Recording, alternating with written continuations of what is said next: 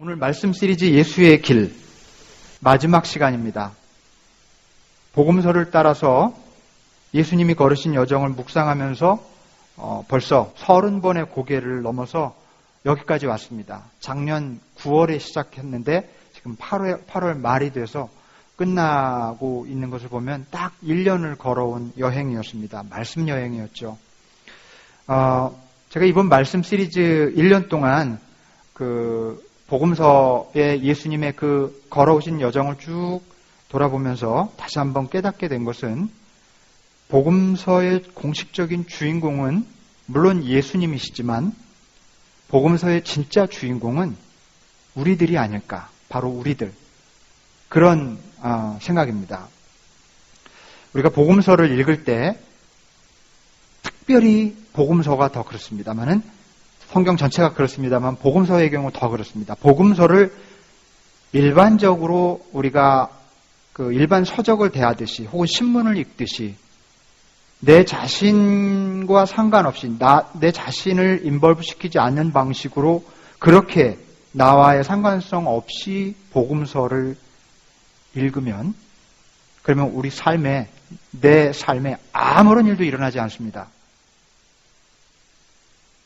그런데 한번 테스트해 보십시오. 그런데 거울을 보듯이 복음서를 읽을 때 거울이 지금 내 앞에 있다. 지금 나를 비추고 있다. 이렇게 내 자신의 모습을 비춰보면서 복음서를 읽고 묵상하면 전혀 다른 일이 벌어집니다. 복음서는 책이 아니에요. 책처럼 생겼지만 책이 아니에요. 성경이 그렇습니다. 성경 전체가 그렇죠. 성경은 우리를 비추는 거울이고요. 그래서 이게 나에게 주시는 말씀이라고 정말 이게 그냥 형식적인 말이 아니라 진짜 나에게 쓰여진 편지고 말씀이라고 믿고 읽는 순간 묵상이라는 사건이 일어나는 겁니다. 묵상이란 뭐냐? 이 말씀이 정말 나에게 주신 것이다 라는 마음으로 바라보는 게 묵상입니다. 그러면 우리 모두가 놀라운 말씀의 깨달음을 얻을 수 있어요. 복음서는 내가 주인공이기 때문에 우리가 주인공이기 때문에 나를 비추는 말씀으로 읽을 때 복음의 비밀이 풀리고 그리고 복음의 능력도 나타나게 됩니다. 복음서를 읽을 때 김아무개 집사를 위해서 주신 말씀이네 이거 이러면 잘못 읽고 있는 거예요. 이 아무개 집사님을 위한 거네 이거 이건 또 누가 꼭 들었으면 좋겠다 지금 잘못 읽고 있는 거예요. 어떤 한 구절도 나에게 주시지 않은 말씀이 없다. 그렇게 바라봐야 됩니다. 복음서에는요, 이렇게 내 자신의 모습을 비춰보는 데 도움이 되는 아주 중요한 인물이 등장합니다. 바로 베드로입니다. 베드로라고 하는 인물을 살펴보면 이 베드로가 등장하는 복음서의 부분만 하이라이트해서 한번 쭉 추출해서 읽어보십시오. 이 인물을 살펴보면요, 굉장히 복합적인 캐릭터를 가진 인물임을 알 수 있습니다.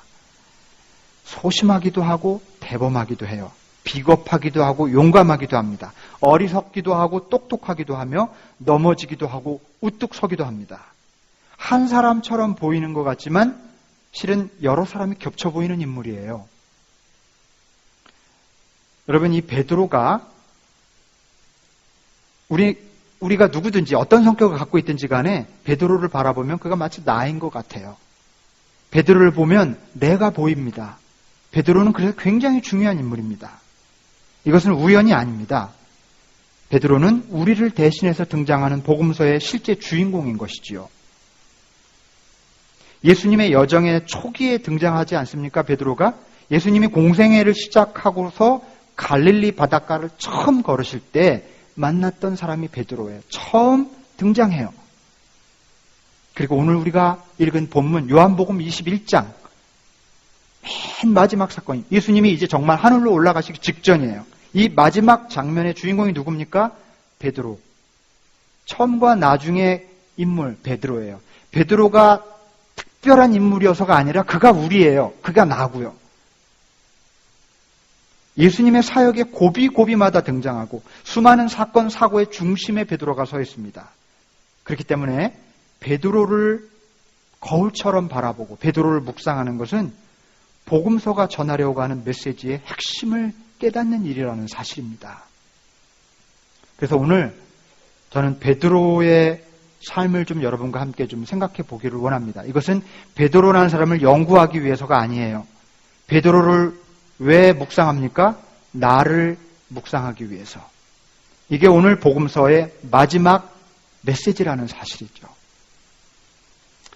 자, 갈릴리 바닷가에서 고기를 잡고 있을 때 예수님이 베드로를 부르셨습니다. 알 수 없는 무언가에 이끌려서 설명이 없어요. 복음서를 아무리 보아도. 왜 그가 배와 그물과 아버지를 버리고 갑자기 따라 나섰는지 설명이 없습니다. 뭔가 알 수 없는 힘에 이끌려서 무작정 따라 나섭니다. 그리고 나서 함께 다니면서 예수님의 말씀과 가르침에 매료됩니다. 그럴 뿐만 아니라 예수님이 보이시는 행동을 보니까 가난하고 소외된 사람들에게 보여주는 그분의 사랑의 손길과 긍휼히 여기는 마음에 큰 감동을 느낍니다. 게다가 믿기 어려운 여러 기적들을 베푸시는 것을 보고 깜짝 놀라죠. 그런 것을 목격한 후부터는 더 확실한 믿음을 갖게 됩니다. 어느 날 배를 타고 가다가 제자들끼리 배를 타고 가다가 풍랑을 만나죠. 그런데 예수님이 물 위로 걸어오십니다. 그것을 보고는 야, 나도 할 수 있겠다. 갑자기 그런 마음이 드는 거예요. 그런 믿음 때문에 용감하게 물 위를 걷습니다. 주님, 나에게도 물 위를 걸어서 오라고 해주십시오. 베드로가 그러죠. 그래서 물 위를 걷습니다. 그렇지만 곧 바람이 불매 두려워서 물에 빠지더라. 두려움에 사로잡혀서 물에 빠져버리고 맙니다. 이렇게 베드로는 믿음에도 사로잡히고 두려움에도 사로잡히는 인물, 바로 우리입니다. 믿음에도 사로잡히고 믿음 없음에도 처하는 인물, 그가 베드로예요. 예수님의 사역이 정점에 이르렀을 무렵 가이사랴 빌립보에서 베드로는 굉장히 결정적인 중요한 고백을 하죠. 주님은 그리스도십니다. 이 고백은 사실 이 고백이 왜 그렇게 중요하고 왜 그렇게 예수님을 감동시켰는지 우리는 잘 모르지만 우리 지난번에 한번 깊이 나눴었죠, 이 말씀을. 그렇지만 사실 이것은 가이사랴 빌립보라고 하는 엄청나게 당대 최고의 도시, 그 화려한 가이사랴 빌립보에서 촌뜨기들을 데리고 바로 그 장소에서 너희들은 나를 누구라고 하느냐라는 질문에 대답했던 거예요. 이것은 주님, 이제 앞으로는 이 가이사랴 빌립보와 같은 화려한 나를 위해 성공적인 그런 삶이 아니라 초라한 그리스도를 따르는 삶을 살겠습니다. 라는 고백이 이 말씀의 의미인 겁니다. 주님이야말로 그리스도십니다. 라고 하는 고백은 그런 뜻입니다. 그래서 큰 칭찬을 받았어요. 그런데 우리가 잘 아는 것처럼 금방 다시 주님이 내가 앞으로 고난을 받게 될 것이다. 십자가에 달릴 것이다. 그런 말씀을 하자 그것을 막 부인하죠, 베드로가. 그러시면 안 됩니다. 그런 말과 행동을 하게 돼요. 곧바로 예수님한테 야단을 맞고 사단아, 내 뒤로 물러가라. 그런 말을 듣지 않습니까? 내 위에, 내 반석 위에 교회를 세울 것이다. 라는 인물이 되었다가 순식간에 사람을 흔드는 사단이 되기도 하는 인물. 그가 베드로예요. 우리는 주님으로부터 야, 내 위에 교회를 세워도 되겠다. 때로는 이런 칭찬과 은혜 가운데 머물기도 하다가 사람을 흔들고 상처를 입히고 사람을 괴롭히는 사단이 되기도 하는 그런, 그게 바로 우리 아닙니까? 최후의 만찬 자리에서는 죽는 한이 있어도 주님을 떠나지 않겠다고 장담했지만 막상 예수님께서 체포되시자 저주까지 하면서 주님을 모른다고 부인했던 인물, 그는 그런 사람이었습니다. 예수님이 십자가에서 달려서 숨을 거두신 후에 무덤에 묻히셨습니다. 예루살렘에서 일어난 이 충격적인 사건 이후에 베드로는 다시 고향으로 돌아옵니다. 낙향이라고 하죠. 이 성공해서 돌아오는 것과 달리 낙향은 실패해서 돌아가는 거예요. 베드로는 낙향했습니다. 주님은 부활하셔서 이미 제자들에게 나타나셨죠. 그런데 이상하게 오늘 본문을 보면 웬일인지 베드로는 이 주님을, 부활하신 주님을 제대로 아직 만나지 않은 사람처럼 행동합니다. 그렇게 보여요. 왜 그럴까 좀 곰곰이 생각해 봅니다. 아마 워낙 커다란 죄책감과 좌절감 때문이었을지도 모릅니다. 주님이 우리한테 얘야 사랑한다. 그래도 우리가 지은 죄가 너무 클 때는 계속 좌절감에 빠져 있지 않습니까? 그런 것 같아요. 3년여 주님과 함께 지냈던 세월이 부질없이 느껴졌을 것이고 뭔가에 홀려 있었던 게 아닐까. 여전히 패배감에 젖어 있을 법했습니다. 불태웠던 열정도 사그라들고 바위 같던 믿음도 한없이 초라해졌습니다. 돌아온 자리는 허탈하고 실망스럽고 쓸쓸합니다. 베드로, 본래 가진 것이 없는 사람이었지만 그나마 베드로를 지탱시켜줬던 희망도 믿음도 의욕도 다 사라져버리고 정말 아무것도 남아있지 않습니다. 베드로에게. Nothing. Totally nothing. 아무것도 없는 상태 베드로가 그 상태로 돌아온 거예요. 그래서 그는 3년 전에 버리고 떠났던 배와 그물과 가족을 다시 챙기기로 결심합니다. 다시 옛날로 돌아가서 고기를 잡기로 결심했던 겁니다. 여기 베드로가 고기 잡으러 다시 나서죠? 굉장히 의미심장한 장면이에요. 베드로가 맨 첫 자리로 다시 돌아왔어요. 예수님 만나기 전의 자리로. 그렇게 베드로가 자신의 일행과 함께 배를 타고 고기를 잡으러 나갔지만 밤새도록 한 마리도 잡지 못하죠. 너무 오랜만이어서인지 동이 틀 때까지 고기를 잡지 못합니다. 이 장면에서 우리는요, 베드로가 예수님께 처음 부름받았던 그 최초의 자리에 정말 돌아와 있음을 알 수가 있어요. 예수님이 베드로를 부르실 때 어땠습니까? 밤새도록 밤이 맞도록 그물질을 해도 못 잡았는데 깊은 데로 가서 그물을 내려봐라. 이게 첫 만남이잖아요. 지금 바로 딱 그 장면으로 돌아와 있어요. 예수님이 똑같은 말씀을 하시죠? 비슷하게 그물 오른편에 그물을 내려라. 그래서 잡아당겼더니 엄청나게 고기가 잡혀 있습니다. 그런데 그 다음부터 예수님의 모습이 조금 다르게 묘사되어 있습니다. 베드로가 육지로 나와 보니 예수님께서 숯불을 피워놓고 계셨어요. 그리고 거기에다가 옆에 빵이 있고 거기 생선을 굽고 계셨습니다. 숯불구이, 예나 지금이나 참 맛있었겠죠? 예수님이 미리 숯불에 고기를 생선을 구워주셨어요. 고기 잡고 새벽녘에 돌아오는 베드로와 그 일행을 위해서. 막 잡은 생선까지 좀 가져오라고 그래요. 싱싱한 생선으로 좀 굽고 싶으셨던 거겠죠. 빵과 구운 생선을 제자들에게 나눠주십니다. 그런데 이상한 것은 아무도 누구시죠? 묻는 사람이 없었다고 합니다. 그럴 법한데 도대체 아침부터 이 사람이 누군데 생선을 구워서 우리한테 줄까? 물론 알아보아서도 어이구 주님 어쩐 일이십니까? 라는 말이라도 해야 되잖아요. 아무도 그런 말을 안 하는 거예요. 이 장면은요, 전체적으로 굉장히 차분하고 고요하고 평화로운 분위기입니다. 저는 이 요한복음 21장이 마지막 장면 참 너무 좋아해요. 변화산 구름 속에서 예수님이 모세와 엘리야를 만나는 장면처럼 뭔가 몽환적이에요. 꿈꾸는 것 같아요. 신비한 환상 속의 사건처럼 그렇게 묘사되어 있습니다. 왜 그런 줄 아십니까? 여러분, 이 장면은 그동안 수없이 주님과 함께 있고 주님과의 만남과 사건들이 있었지만 이 장면이야말로 바로 이 순간에서야 비로소 베드로가 처음으로 주님을 진정으로 만나고 있습니다. 다시 말하면 이 장면은 주님과 우리가 진정으로 만나는 순간을 묘사해주고 있는 거예요. 신비스럽습니다. 베드로는 주님을 알았던 모든 순간을 통틀어서 지금 가장 깊은 차원에서 주님을 만나고 있어요. 마치 지상에서의 만남이 아닌 것 같은 뭔가 깊은 차원의 만남이 이루어지고 있는 겁니다. 우리가 여기서 놓치지 말아야 될 것은 이렇게 주님과 진정으로 깊은 만남이 이루어질 때 나타나는 현상이에요. 뭐냐면 말이 필요 없어요. 그래서 안 물은 거예요. 제자들이 묻지 않는 이유.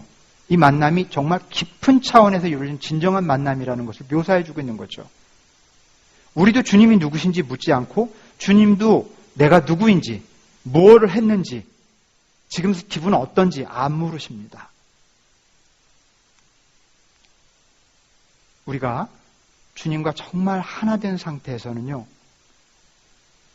우리도 주님에 대해서 뭔가 바랄 게 없기 때문에 고주할 미주할 말할 필요를 못 느껴요. 주님도 내게 내가 어땠든지, 내가 어떤 죄를 저질렀는지 과거에 얼마나 못났는지 전혀 묻지 않습니다. 베드로에게, 베드로야, 너 왜 그렇게 그동안 좌충우돌하면서 살았니? 너 왜 이렇게 업앤다운이 심했니? 왜 그렇게 말만 앞섰니? 왜 이렇게 사람들 앞에 보이려고, 인정받으려고 그렇게 애쓰며 사니? 죽는 한이 있어도 날 따르겠다며 어떻게 3번이나 나를 부인할 수 있니? 따질만 하신 자리예요, 지금. 떠나시기 전에, 영원히 이제 떠나시기 전에 베드로에게 그렇게 따질만 합니다. 그런데 아무 말씀도 하지 않으세요. 주님과의 깊고 참된 만남 속에서는 이렇게 완전한 용서, 용납, 받아들여짐의 상태가 이루어집니다. 그냥 우리를 지금 있는 모습 그대로 대하셔요. 우리도 주님이 궁금하지 않습니다. 왜 그러냐면 이미 나와 주님이 하나 있고 지금 함께 있기 때문에, 내 안에 계시기 때문에 굳이 누구신지 물을 필요를 못 느끼는 거예요. 이게 정말 주님을 만난 상태입니다. 내가 주님을 만났나 안 만났나, 내가 지금 주님과 함께 하고 있나 안 있나는 이것으로 알 수 있어요. 내가 주님한테 좀 말을 하고 싶어 하는지, 주님이 나한테 뭘 묻고 있는 것 같은지, 말이 필요 없는 상태, 그냥 그분과 함께 있는 것 자체로 족한 상태. 그런데 아침을 함께 다 먹은 후에 아무런 말씀도 없으시던 주님이 딱 한 말씀을 하십니다. 베드로에게 딱 한 말씀.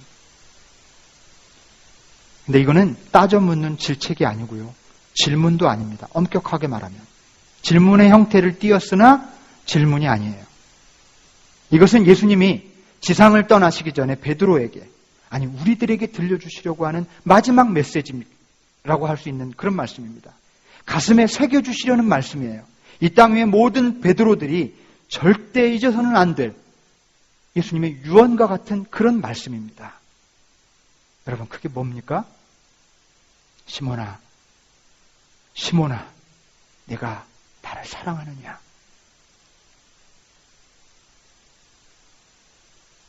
시몬아, 네가 나를 사랑하느냐? 저는 예수님의 바로 이 요한복음 21장의 이 장면에서 예수님이 이 질문을 하시는 이 장면을 대할 때마다 막 소름이 돋아요. 갑자기 주님이 정말 제 앞에 나타나셔서 직접 물어보시는 것 같아요. 현식아, 너 나를 사랑하냐? 너무 생생하게 저한테 던지는 질문 같아요. 그 어떤 구절보다도 이 말씀이, 이 구절이, 이 장면이 생생한 내 사건 같아요. 내가 나를 사랑하느냐? 저는 모태신앙으로 평생을 신앙생활을 해왔는걸요. 아니. 네가 언제부터 예수 믿었는지 묻는 게 아니고, 네가 나를 사랑하느냐? 주님, 저희 집안은 3대째 기독교 집안인걸요. 그렇구나. 그래, 그럼 너는 나를 사랑하느냐? 에이, 저는 성경을 100번도 더 읽었습니다. 그래? 그래서 너는 나를 사랑하느냐? 저는 주님을 위해서 희생과 봉사를 많이 한 사람입니다. 아, 그렇구나. 그래서 나는 나를 사랑하느냐? 저는 특별한 은사와 체험을 많이 했고 소명감 때문에 신학교에 갔고 그래서 목사가 된 사람입니다. 저는 주님 위해서 일생을 바치겠다고 작정한 목사예요, 주님. 그렇구나. 참 기특하다. 그래도 한 가지만 묻겠다. 그래서 네가 나를 사랑하느냐? 사랑하는 교우 여러분, 주님께는 오직 이 질문만이 중요합니다. 다른 것은 주님께는 전혀 궁금하지 않아요. 어떤 것도 묻지 않으십니다. 그때 왜 그랬는지, 왜 3번이나 나를 부인했는지, 왜 그렇게 믿음 없이 살았는지, 왜 그렇게 나쁜 짓을 했는지 궁금해하지 않으세요. 주님에게 궁금한 것은 딱 하나, 지금 내가 나를 사랑하느냐.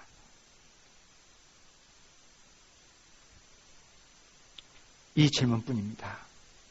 여러분께 주님을 대신해서 여쭙겠습니다. 여러분, 주님을 사랑하십니까? 어쩌면 좀 쑥스럽고 어색한 질문일지 모르겠습니다. 우리 한국 사람은 사랑 얘기만 나오면 좋아는 하는데 이게 입에 담으면 쑥스러워져요. 예수 잘 믿으면 됐지 뭐 사랑까지. 그거 좀 오바 아닙니까? 그렇게 생각할지 모르겠어요. 그렇지만 여러분, 그렇지 않습니다. 특별히 기독교 신앙에 있어서 제가 강조하고 싶은 것은 우리는 예수 믿는 자리에 머물러서는 안 돼요. 예수 사랑하는 자리로 나가야 됩니다. 우리가 그토록 예수 열심히 믿고 예수쟁이라는 말까지 들으면서 사는데도 그 자리에 머물러 있는 까닭은 예수 믿는 자리에 머물러 있어서 그래요. 예수 사랑하는 자리로 나가야 진짜 예수의 제자가 될 수 있어요. 진짜 크리스찬이 될 수 있습니다. 예수 믿는 자리에 있기 때문에 그렇게 교리만 붙들고 사는 거예요. 복음이 없어요. 복음의 틀만 갖고 있을 뿐. 복음은 사랑입니다. 사랑. 예수님이 나를 사랑하신다고 하는 것을 알고 내 안에 있는 그 사랑을 나누는 게 이게 복음을 전하는 일이에요. 예수 사랑, 이게 복음입니다. 여러분, 베드로가 예수님을 안 믿었을까요? 누구보다 열심히 믿은 사람이에요. 누구보다 앞서 나간 제자였고 리더였고 사역자였습니다. 그러나 그게 중요한 게 아니에요. 내가 나를 사랑하느냐, 이게 본질이고 핵심입니다. 막말로 필요를 느끼면 누구나 예수 믿을 수 있어요. 도움이 필요하고 기댈 언덕이 필요하고 천국을 보장받을 필요가 있는 사람은 누구나 예수를 믿을 수 있습니다. 그러나 예수님을 사랑하는 일은 조금 다른 문제입니다. 필요 여부를 넘어서는 일이에요. 진짜를 가늠하는 일이에요. 필요 때문에 믿는 사람과 필요와 상관없이 믿는 사람, 필요와 상관없이 믿는다는 것은 사랑한다는 뜻입니다. 우리가 우리 아이들을 사랑하는 게 필요해서 사랑합니까? 아니죠. 필요 때문에 맺는 관계와 사랑 때문에 맺는 관계가 totally different. 완전히 다릅니다. 예수를 사랑하는 일은 필요를 넘어서 맺어지는 관계이기 때문에 진짜가 아니면 할 수가 없어요. 그래서 우리는 예수를 믿는 자리에서 사랑하는 자리로 나가야 된다는 말씀을 드리는 것입니다. 여러분, 부부 사이에 여보, 당신 나 사랑해? 이렇게 가끔 이제 물으실 때 있죠? 이런 건 주로 여자분들이 남편들한테 많이 묻더라고요. 반대는 자주 안 일어나는지 모르겠는데, 여보, 나 사랑해? 그런데 남편이, 난 당신을 믿어. 이렇게 대답하면 여러분 어떠실 것 같아요? 아니, 그거 말고, 여보, 나 사랑해? 난 당신을 신뢰해. 당신 믿어. 이런다고 합시다. 기쁘시겠습니까? 믿는 것도 좋죠. 예, 믿음과 신뢰와 우정 속에서 살아가는 것도 좋은 일이지만 궁극적으로는 사랑을 원할 거예요. 그죠? 사랑 속에 믿음이 포함된 거예요. 그냥 믿어주는 거는 사랑 없이도 가능해요. 믿을 만한 사람 우리 그냥 믿어줄 수 있잖아요. 그리고 또 필요 때문에 믿어주기도 하죠. 그런데 사랑은 그렇지 않습니다. 사랑은 훨씬 큰 카테고리예요. 사랑하면 그 안에 믿음이 있어요. 사랑하면 믿을 수 없는, 믿기도 힘든 사람까지 믿어주는 능력이 생겨요. 그러니까 사랑 안에 완전한 믿음이 들어와 있는 거예요. 그런데 그냥 믿음 안에만 거하면 불완전해요. 예수님은 내가 나를 믿느냐고 묻지 않으시고 내가 나를 사랑하느냐고 마지막에 물으십니다. 우리가 처음에는 필요 때문에 믿었을지라도 갑자기 불치병에 걸렸다가 치유받는 경험을 통해서 예수를 믿을 수 있어요. 그런 경험을 했을지라도 우리는 그 다음에 사랑하는 자리로 나아가야 돼요. 이게 정말 필요합니다. 이제는 사랑의 관계로. 내가 나를 사랑하느냐? 주님께서 우리에게 건네오시는 이 말씀을 그렇기 때문에 절대로 잊어서는 안 되겠습니다. 한 가지 좀 덧붙이고 싶은 말씀은, 하지만 여러분 너무 쉽게 주님을 사랑한다고 덥석덥석 말하는 것도 좀 삼갔으면 좋겠어요. 주님 사랑합니다. 주님 사랑합니다. 우리 내면을 가만히 살펴보면 사실 사랑이라는 것이 피상적인 감정에 머무를 때도 있고요. 주님 자체가 아니라 주님으로부터 받은 선물이나 보상을 사랑하고 있는 것일지도 몰라요. 그러므로 주님을 사랑한다는 말을 너무 쉽게 남발하지 않도록 오히려 조심할 필요도 있습니다. 내 사랑 고백이 참된 것이 되게 하기 위해서. 실제는 말이 중요한 게 아니고 우리 가슴에 정말 주님을 향한 사랑이 있느냐가 중요합니다. 사람은 눈치채지 못해도 주님은 아시니까요. 자, 그렇다면 여기서 중요한 질문이 생깁니다. 예수님을 믿긴 하지만 정말 냉정하게 날 돌아보니까 내 안에 그 사랑하는 마음은 없는 것 같은데, 이런 좀 그 불안한 마음을 가지신 분들을 위해서 말씀을 드립니다.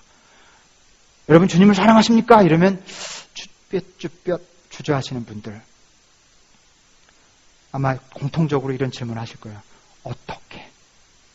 그래요. 나는 믿긴 믿는데 사랑은 아직 아닌 것 같은데 목사님 어떻게 사랑해요?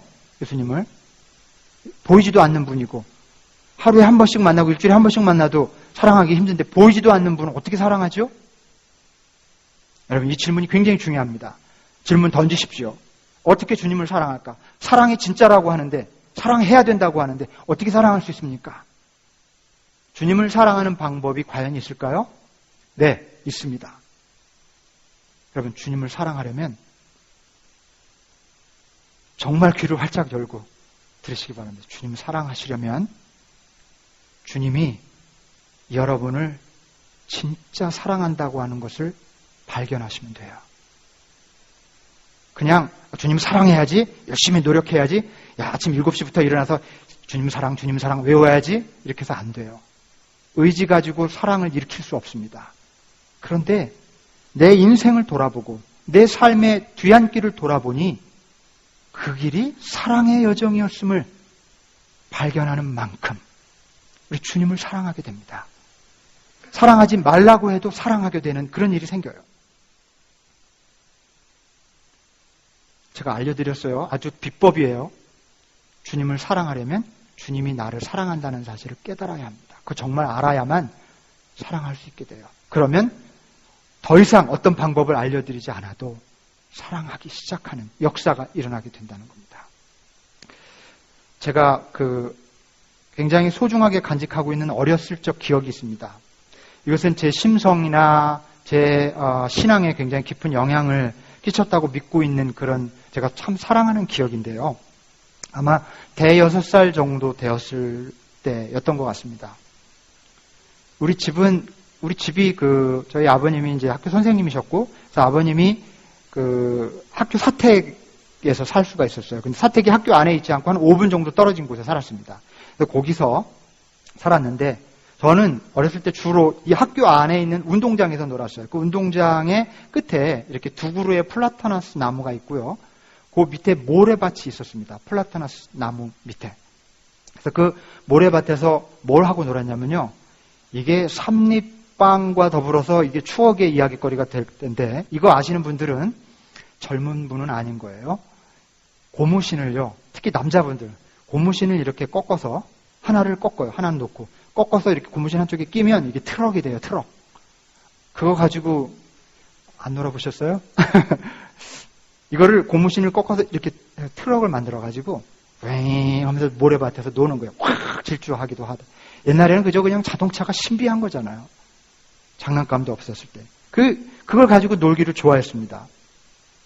시간 가는 줄 모르고 그 모래 벌판을 질주하면서 막 놀다가 어느 날, 그날도 막 그렇게 열심히 놀고 있었는데 갑자기 비가 후두둑 떨어지는 거예요.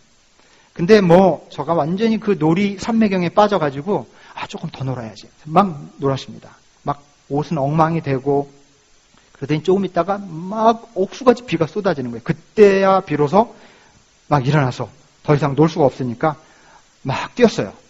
집과 학교 사이에 조그만 집이 한 채 있었는데 너무 쏟아져서 그 집에 잠시 이렇게 처마 밑에 이렇게 피해 있습니다. 피했는데 그때서야 정신이 드는 거예요. 보니까 막 흙탕물에 엉망이 된 겁니다. 갑자기 공포가 엄습하는 거예요. 야, 집에 가면 난 죽었다. 우리 어머니가 옛날부터 굉장히 깔끔하시고 깨끗하시고 막 그렇게 털털하게 그러면 야단을 많이 주셨어요. 그러니까 이제는 나는 집에 가면 작살났다. 이런 생각에 막 공포가 몰려오는 거예요. 그래서 거기서 이렇게 하나님, 엄마가 야단 안 치게 해주세요. 얼마나 어린 마음에 5살 됐는데 너무 두려우니까 야단 안 치게 해주세요. 이렇게 기도까지 했어요. 기억이 생생해요. 두 손을 모으고. 그리고 이제 어떻게 이제 가야죠. 집에 갔죠. 막 두렵고 떨리는 마음으로 마침내 집에 딱 들어섰습니다. 막 불호령이 떨어지겠거니 그렇게 기대하고 있었는데 제 앞에서 갑자기 어머니가 저를 딱 보시더니 막 웃으시는 거예요. 아이고, 우리 애기 자동차 놀이가 그렇게 재밌어? 비 쫄딱 맞은 생쥐가 돼버렸네. 그러시면서 옷을 이렇게 벗겨주시는 거예요. 그 부엌에 가서 물을 이렇게 데우시고, 뭐 뜨거운 물이 나올 때가 아니잖아요. 물을 데우셔서는 다라에다가 받아서 깨끗이 씻어주십니다. 그리고는 뽀송뽀송한 새 옷을 싹 갈아입혀 주셔요. 그때는 정말 저녁만 먹고 바로 잤던 것 같아요. 7시, 8시에 잤던 것 같아요. TV도 없고. 잠자리 이렇게 들어가는데 그 어릴 적 기억인데도 행복감이 막 밀려오던 행복감이 기억에 생생하게 나요. 아, 너무 좋다.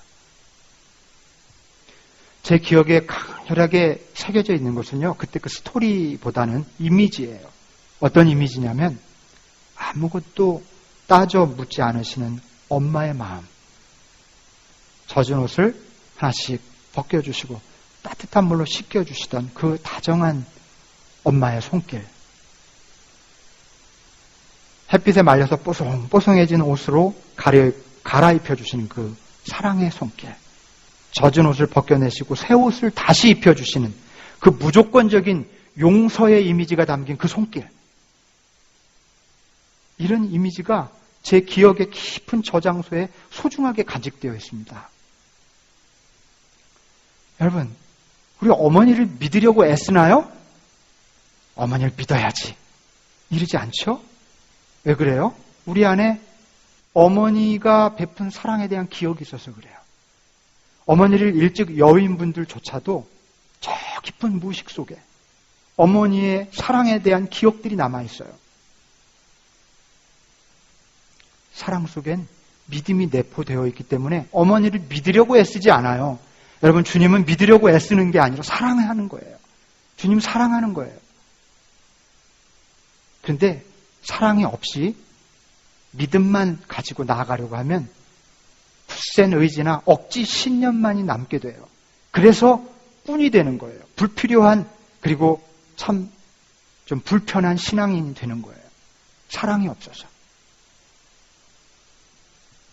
어머니를 어떻게 사랑해야 하는지 모르시는 분이 없을 겁니다. 그거 방법 알려고 애쓰지 않아도 되잖아요. 누가 가르쳐주지 않아도 엄마가 나를 사랑하셨다는 사실을 알기 때문에 엄마를 사랑하는 법을 몰라도 돼요. 주님 사랑하는 법 몰라도 됩니다. 주님이 여러분을 사랑하셨다는 것을 발견하기만 하면, 깨닫기만 하면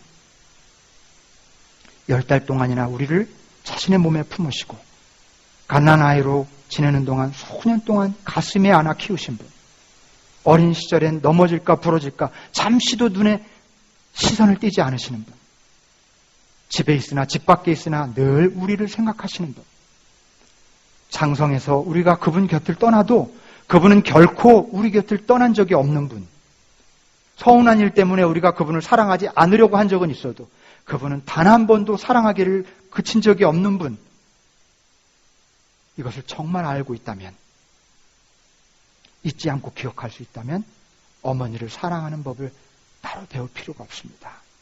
그리고 이것은 주님을 사랑하는 방법과 정확하게 일치합니다. 주님은 우리 영혼을 태고적부터 품으신 분입니다. 가슴으로 안아 키우셨고 부러질까 넘어질까 잠시도 한눈 팔지 않으신 분이에요. 우리는 주님을 완전히 잊고 살았어도 주님은 한 번도 우리를 잊은 적이 없다는 사실을 여러분 믿으실 수 있겠습니까? 길을 걸을 때나 앉아있을 때나 잠을 잘 때나 불면의 밤을 지새울 때도 우리는 눈치채지 못했지만 늘 나와 함께 하신 분이 계시다는 사실. 나는 그분 곁을 수없이 떠났어도 한 번도 내 곁을 떠나지 않으신 분. 인생의 어느 골목에서 실패와 좌절 속에 쓰러져 있을 때 그 모든 상처를 보듬고 만지시고 다독이신 분, 그분이 계시다는 사실입니다. 앞으로도 세상에 하나밖에 없는 사람처럼 사랑하시고 내 삶을 인도하실 분이 바로 그분입니다. 주님이 얼마나 치밀하게 끝까지 우리를 사랑하시는지 우리가 알 필요가 있습니다. 만일 이것을 알기 시작하면 눈에 보이는 것보다 더 선명하게 그분과 관계를 맺으면서 그분과의 사랑 속으로 들어갈 수 있게 될 것입니다. 여러분, 주님을 사랑합시다. 주님과의 사랑 속에서 살아갑시다. 내가 뭐 하려고 하지 말고요. 오늘 하루는, 어제 하루는 얼마나 주님이 나를 사랑하셨는지 돌아보기만 하면 돼요. 그리고 그분 안에 거하면 됩니다. 그러면 어느 날 우리에게 다가오셔서 내가 나를 사랑하느냐? 아무개야, 내가 나를 사랑하느냐? 이렇게 물으실 때, 예, 제가 주님을 사랑하는 줄 주님께서 아십니다. 그렇게 대답하실 수 있을 겁니다. 모든 기독교인들에게 단 한 가지 사명이 있다면, 여러분, 우리가 놀라운 선교사가 되거나 굉장한 사역자가 되지 않더라도 우리에게 사명이 있다면 단 한 가지 사명, 그것은 주님을 사랑하는 것입니다. 주님의 사랑 안에 거하는 것, 이게 우리의 가장 궁극적인 사명이에요. 그러면 주님이 알아서 하십니다. 모든 것은 주님을 사랑하는 일로부터 시작되기 때문입니다. 내가 나를 사랑하느냐? 예, 주님 사랑하는 줄 주님이 아십니다. 고백할 수 있는 저와 여러분이 되시기를 간절히 소망합니다.